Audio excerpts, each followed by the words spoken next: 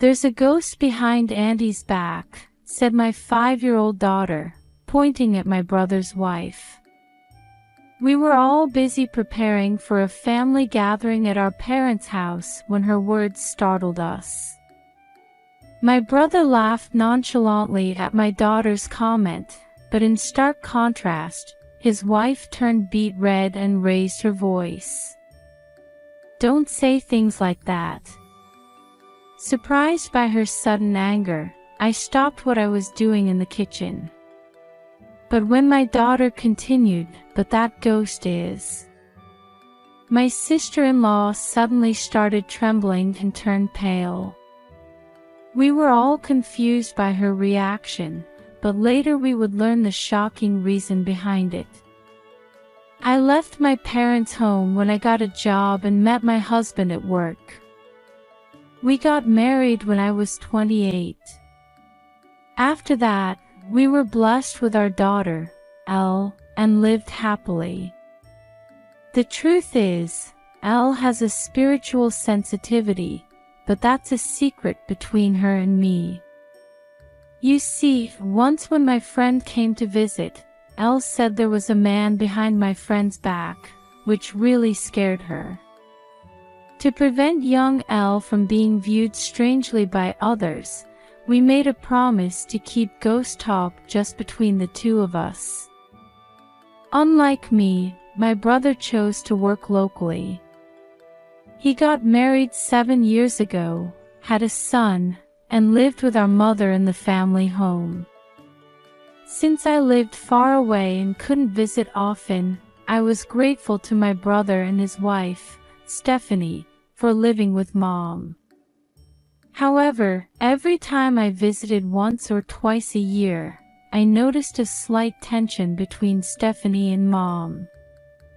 I tried to casually mention it to my brother, but he, being his easygoing self, seemed completely oblivious to the subtle dynamics between his wife and mother-in-law. One time, my brother's family, my family, and Mom gathered for a barbecue in the spacious backyard of our family home. The pizza oven and barbecue area that Dad had built by hand were often used for gatherings with friends and family. As the barbecue was winding down, I suggested a family trip to Mom, who seemed a bit tired. I wanted her to have a chance to relax and refresh. "Hey, why don't we all go to a spa next month? I heard about this hotel with a great reputation. They say the buffet is delicious, and you can get spa treatments too." I took out a hotel brochure from my bag and showed it to Mom. It was full of photos of relaxing spa facilities. "Oh, how lovely. It's been ages since I've been to a spa," Mom said, her eyes sparkling as she looked at the brochure. But at that moment, Stephanie abruptly set down the dish she was holding with a clatter. "Planning to waste money again?" Her cold voice surprised me, and I looked at her. Mom's expression immediately clouded over. "That's not my intention at all. It's been so long since we've had a trip, I thought a little treat would be nice." Mom started to explain nervously to Stephanie, but her expression remained cold. "We haven't had the chance for a family trip before, and I thought it might be nice for Stephanie and the others too." I hurriedly tried to back up Mom. "We can't afford such an expensive hotel. You need to consider the burden on our household budget. Or are you planning to pay for everything?" She said this without even a hint of a smile, turning her gaze towards me. I was left speechless by her words, and Mom fell silent, looking down. "Well, our son is starting elementary school next year. There will be a lot of expenses," my brother chimed in with his usual laid-back tone, probably trying to smooth things over, but the atmosphere remained heavy. There was hardly any conversation after that, with only the quiet sounds of cleaning up echoing in the twilight. It was February of the following year when we received the sudden news that Mom had passed away. I was in the middle of packing my suitcase for a late visit home, as my husband and I had been too busy with work to return for the Christmas holidays. Mom, who had always prided herself on her good health with no chronic illnesses, what could have happened? In my shock and grief, I immediately contacted my brother, who told me that she had collapsed in the shower room. I had heard that many elderly people collapse in the bathroom due to sudden changes in blood pressure from temperature differences. But I never imagined it would happen to my own mother. I remembered how happy she looked when I suggested the family trip. Tears welled up and regret filled my heart. If only I had taken just Mom to the spa. The funeral was held soon after, and throughout the service, I noticed my daughter looking at me repeatedly, as if she wanted to say something. However, in my grief and confusion, I didn't have the emotional capacity to listen to her at that time, even though her expression nagged at me. That summer, I returned to my parents' home for a family gathering. There was so much to do, and time flew by as I helped my brother and Stephanie with the preparations. As relatives started arriving and the house became bustling with activity, my daughter Elle was quietly reading a book with my brother's son. Suddenly, she stood up and pointed at Stephanie. "There's a ghost behind your back." At those words, the adults around her paused for a moment to look at her, but quickly returned to their tasks, laughing and saying things like, "I wonder if children can see such things." My brother also laughed casually and placed his hand on Elle's head. However, Stephanie, who had been pointed at, turned bright red with anger. "Don't say things like that," she shouted. Elle, suddenly scolded, looked up at Stephanie with a confused expression. "But that ghost is Grandma," my daughter announced. The moment Elle said this, Stephanie turned pale and began to tremble. Something was off. While my brother was perplexed by Stephanie's sudden change in behavior, knowing about Elle's spiritual sensitivity, was pondering the meaning of her words. Could it be that Mom's death wasn't an accident? Determined to know the truth, I decided to investigate what had happened to Mom. Even though it was my family home, I felt uncomfortable rummaging around without permission. So, I decided to ask my brother for help. I had just heard from him that Stephanie was planning to take their son to visit her parents for a few days. Realizing this was my chance, I quickly made preparations and headed back to the family home to investigate with my brother. Upon arriving at the house, I immediately went to Mom's room. As I entered, I saw the small desk with photos of Dad and her 2 grandchildren, along with gardening magazines from her hobby. My heart clenched at these reminders of Mom. But I took a deep breath, reminding myself that now wasn't the time for sentimentality. First, I started opening the drawers of Mom's dresser one by one from the top. There weren't many clothes, and it seemed they hadn't been touched since Mom passed away. As I reached into the back of the bottom drawer, my hand touched something hard. "What's this?" The object I felt was a small notebook. When I looked inside, I realized it was Mom's diary. As I turned the pages, I gasped in shock. Coming to my senses, I turned to my brother. Brother, this. What is it? Are you okay? I found this in Stephanie's room. My brother said, holding out a piece of paper before I could show him the diary. The moment I saw it, I was certain that Mom's death was no accident.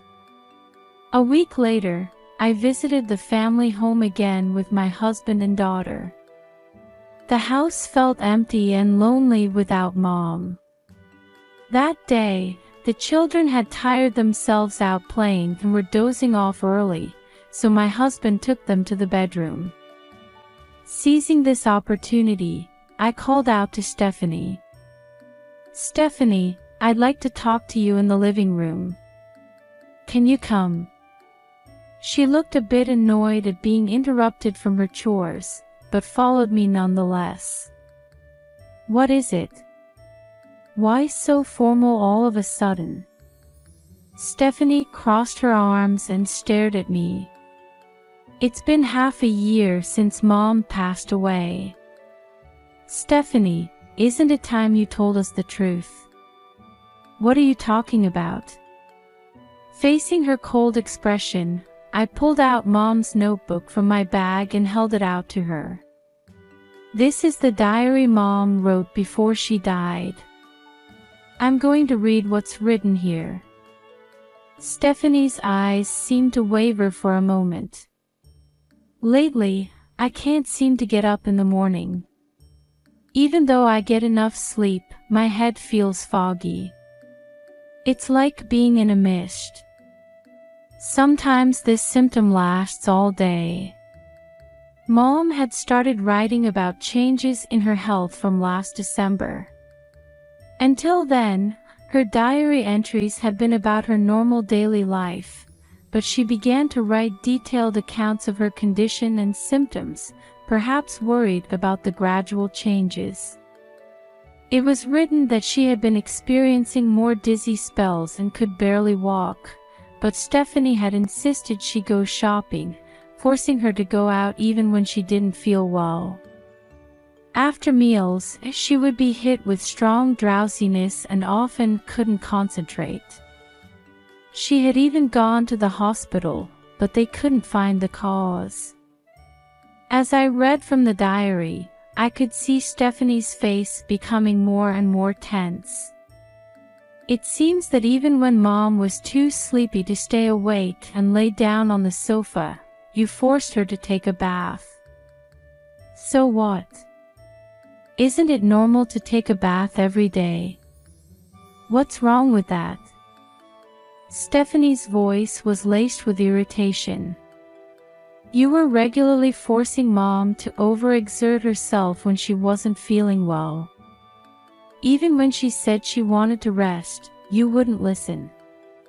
I have a job too, you know. I'm busy. If we're living together, it's only natural for your mother to help out a little, isn't it? She said to me without a hint of remorse. Besides, where's the proof that what's written in that notebook is true? Maybe your mother deliberately wrote lies to make me look bad. Stephanie smiled thinly, as if suggesting my story was made up. Seeing her like this, I took out another piece of evidence I had prepared. Then what's this? I held out a crumpled prescription in front of her eyes. This was what my brother said he had found in Stephanie's room. You tried to make Mom's death look like an accident by making her take large doses of this sleep-inducing medication, didn't you? The symptoms of drowsiness and dizziness are typical side effects when this drug is taken in large amounts. Stop with these baseless accusations. That's medication I use myself. As Stephanie turned away, trying to feign innocence, my anger was about to reach its peak when suddenly, the door opened with a bang. We both startled and looked towards the sound. Standing there was my daughter, who was supposed to be in the bedroom. The grandma behind Andy's back looks angry, Elle said, pointing at Stephanie just like before. Stephanie turned pale in an instant. I told you to stop saying things like that. It's impossible, Stephanie shouted. I said it before too. She said you killed her, my daughter retorted, unfazed by Stephanie's outburst. What Elle is saying is true. I didn't tell you before because I didn't want to frighten you, but she can see spirits, I said, rushing to my daughter's side and placing a hand on her shoulder with a smile. Thank you. I'm sure Grandma is grateful that you had the courage to tell us. I nodded to my daughter and encouraged her to go back to the bedroom, then closed the door. Stephanie was muttering to herself, it can't be. Why did you do it to Mom? I asked. It wasn't me, Stephanie glared at me, still trying to deny it even at this point. Then, my brother, who had been silent until now, spoke up. I want you to tell the truth. If we test Mom's blood, we can determine if it matches the components of the drug on that prescription. How are you going to get blood from someone who's already been cremated? Are you stupid? Stephanie laughed through her nose, but in fact, blood had been taken from Mom's body to investigate the cause of her death. Upon hearing this, Stephanie seemed to realize she could no longer make excuses and decided to come clean. I couldn't stand living in this backwater anymore. No trendy shops, no cafes. I was sick of it. I wanted to sell this house and use the money to live in the city again. Stephanie avoided our gaze, but eventually spoke as if she had given up. The reason I said your mother was wasting money was because I wanted her to leave as much inheritance as possible. That's all there is to it. I was shocked by her words, spoken with such a sullen expression. So that's why you... Is that your reason for taking a family member's life? My brother's face was red with anger, his voice trembling, but she showed no sign of being moved by his words.